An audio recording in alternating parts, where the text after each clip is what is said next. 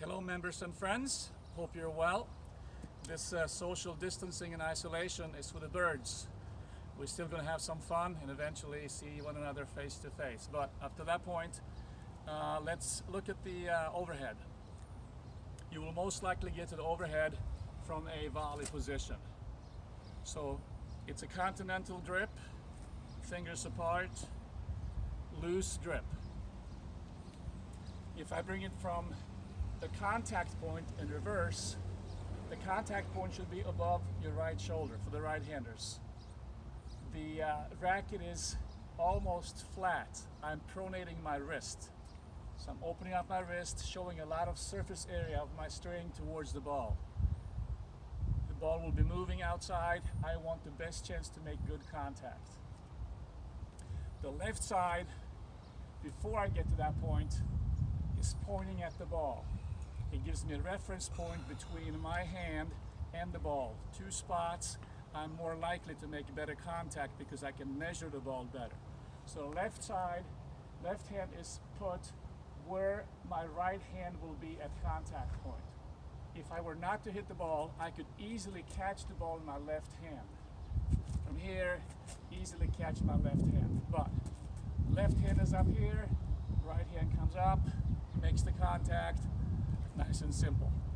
So from a ready position, in relative slow motion, ready position, as soon as the ball goes up, I'm setting myself up, the side, footwork, so I can get to the exact point where I can make the contact. From a view, side view, I want to do as little work as possible just before contact. So the ball goes up, you see how my hitting hand gets fairly close to my head. The racket will now just drop and I make contact. The further away I go from my setup phase, the more I have to do before I make contact. Hence I'm complicating my shot. So in here, side, move your feet, set up, nice and smooth. One way you can see if you have energy on your racket is, can you make the swoosh sound up at contact point? Look at the difference between the swoosh sound here and the swoosh sound there. Nice and smooth, up, ready, up, through. Last thing is your expectation for the overhead.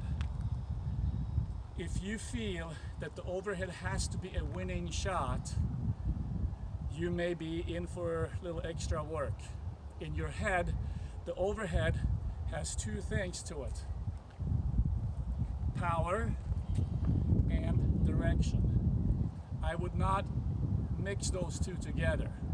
I would first and foremost hit my best shot to your forehand, just a little bit to the right of you, or to your backhand, a little bit to the left of you, or right at you, to find out, can you handle my power?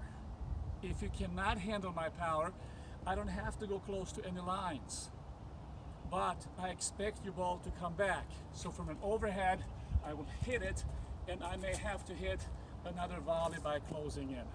So I don't put the pressure on myself with a perfect shot. I'm asking you a question: what can you do with my power? Practice and enjoy.